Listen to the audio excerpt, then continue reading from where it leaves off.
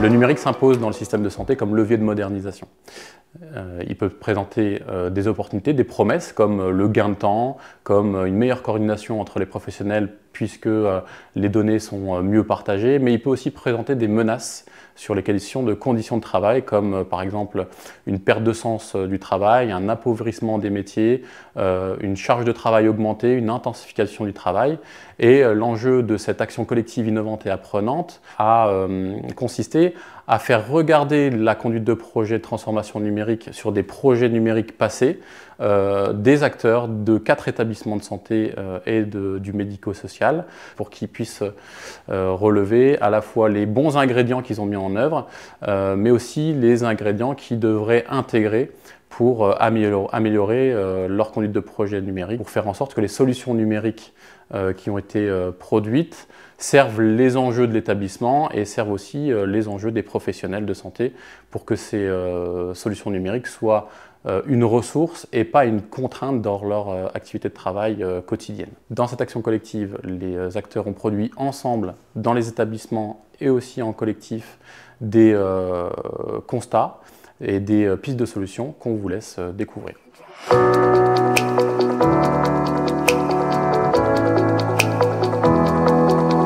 Le projet en lui-même, c'est proposer de la formation par réalité virtuelle. Donc avec des casques que les agents effectivement enfilent pour permettre de suivre différents scénarios qui les immergent dans une réalité alternative. Je voulais une formation qui soit dynamique, qui soit assez ludique.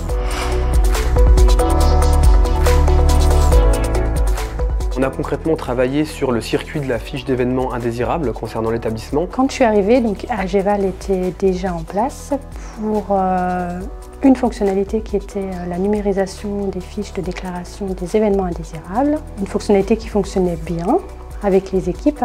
Et mon rôle, du coup, a été de développer cet outil vers d'autres fonctionnalités.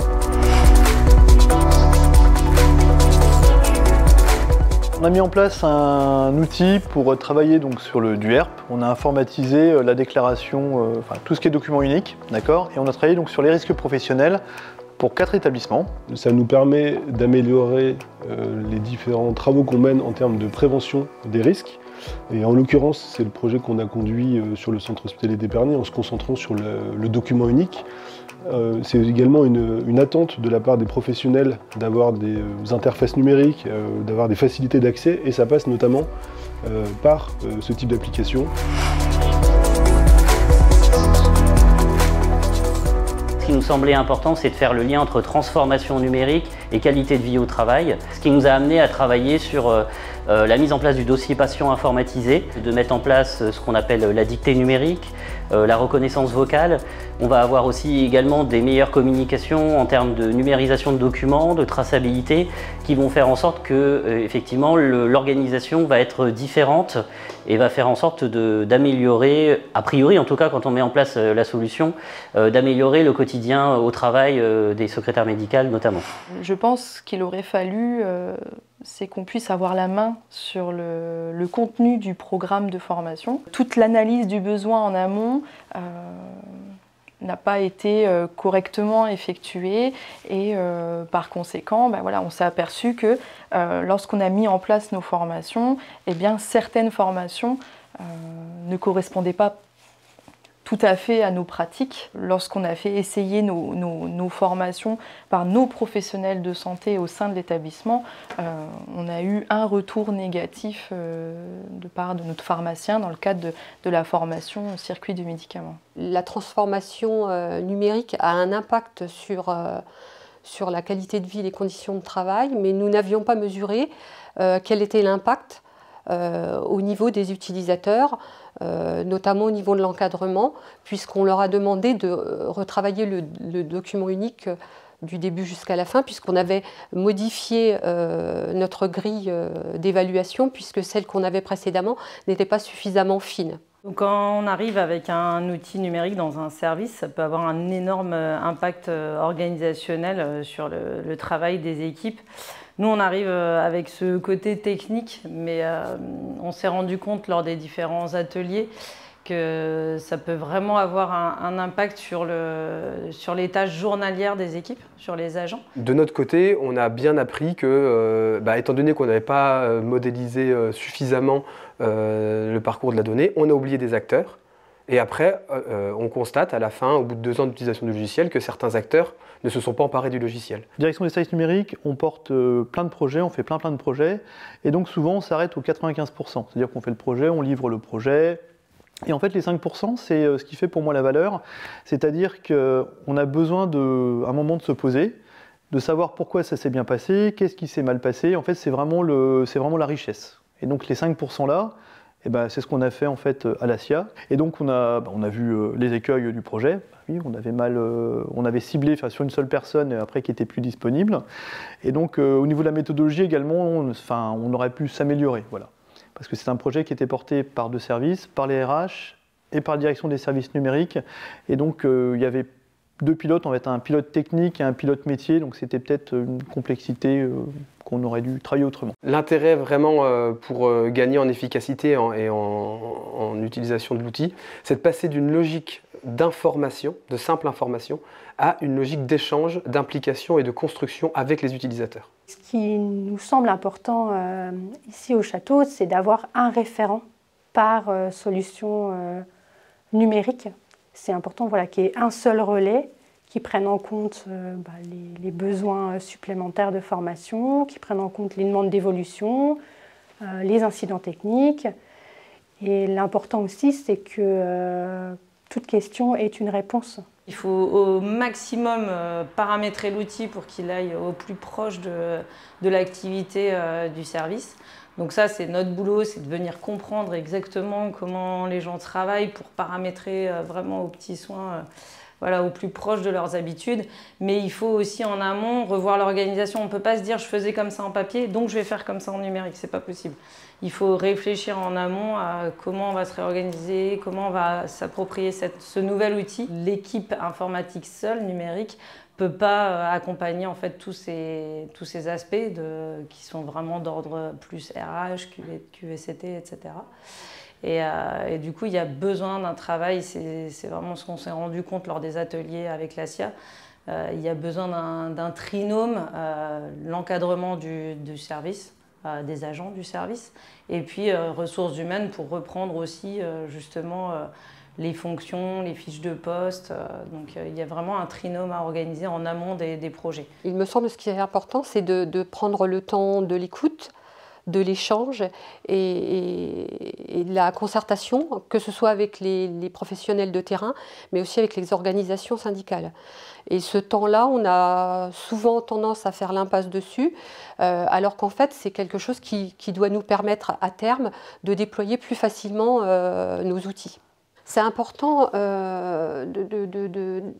d'intégrer dès le départ les professionnels de terrain parce qu'en fait, les temporalités sont différentes. La temporalité des services de soins, la temporalité de l'institution, la temporalité de la DRH. L'idéal étant effectivement de pouvoir travailler en amont avec les partenaires sociaux, avec des représentants des différents métiers, avec l'encadrement, avec le service RH sur l'ensemble des aspects du projet.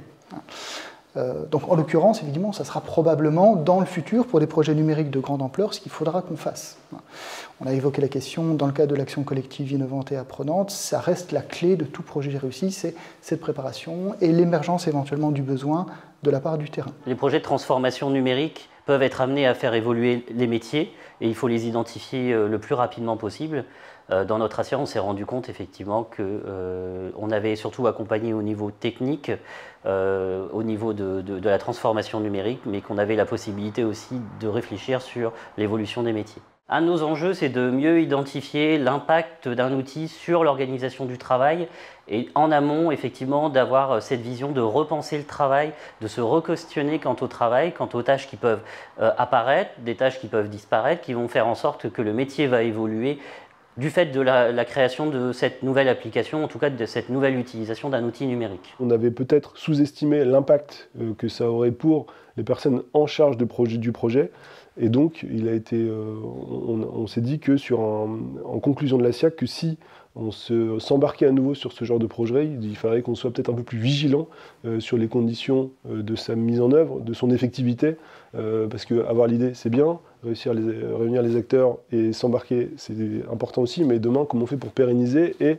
de quelles ressources on va avoir besoin. Et c'est vrai que c'est un point qu'on a largement travaillé et qui, au retour de la SIA, nous amènera, je pense, à travailler ce genre de projet de manière un peu différente, avec une capacité à se projeter peut-être un peu plus importante. Ce qui aurait été probablement préférable, c'est qu'on puisse travailler avec le prestataire sur le contenu des programmes. On nous a présenté effectivement un produit fini, qui a déjà été travaillé préalable par d'autres établissements hospitaliers, mais pas avec le nôtre, et pour lequel les ajustements n'étaient pas tout à fait possibles. Donc quand il est arrivé effectivement de se poser des questions sur l'adaptation de tel ou tel scénario avec la réalité du terrain, et ben malheureusement effectivement on n'est pas forcément le loisir d'agir dessus. L'idéal ce serait de monter vraiment des salles de simulation pour projeter comment on va travailler avec ce nouvel outil. Comme je disais, ça peut revoir toute l'organisation du service, vraiment tout le travail. Et du coup, si l'agent pouvait, en amont de la mise en production, tester, vraiment se mettre en situation réelle avant le jour J, ce serait vraiment bénéfique pour l'appropriation de l'outil. Moi, je dirais ne pas y aller tête baissée, prendre le temps et puis poser les étapes. Et puis, je pense le faire à plusieurs, avec un groupe de travail, c'est mieux. Plusieurs cerveaux, ça fonctionne toujours mieux. On l'a vu, les conduites de projet de transformation numérique doivent être participatives pour permettre de croiser les regards, des regards issus de la direction, des délégués du personnel et de la technique. Une conduite de projet de ce type, ça s'organise, ça se prépare. Et notamment, elle peut se reposer sur 4 étapes clés, notamment les 2 premières qui sont souvent oubliées dans les projets de transformation numérique. En tout cas, c'est le constat des acteurs de cette action collective. Ces 2 étapes sont l'analyse de l'existant, le partage des enjeux du projet de transformation numérique et le repérage des bons acteurs pour intégrer les enjeux du travail dans cette conduite de projet. Il y a une deuxième étape qui est aussi souvent oubliée, c'est la phase de projection vers la future organisation du travail, puisqu'on sait qu'une solution numérique va perturber ou modifier en tout cas les façons de travailler ensemble. Et les acteurs ont besoin de se projeter pour discuter de cette future organisation du travail, et non pas simplement d'accompagner le changement, mais de contribuer à ces changements organisationnels.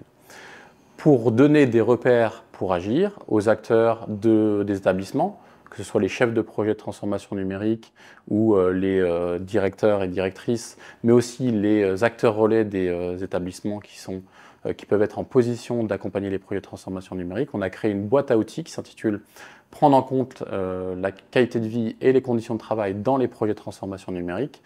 Elle se repose sur 4 fiches repères, des vidéos témoignages et puis des outils pour vous aider à concevoir votre propre conduite de projet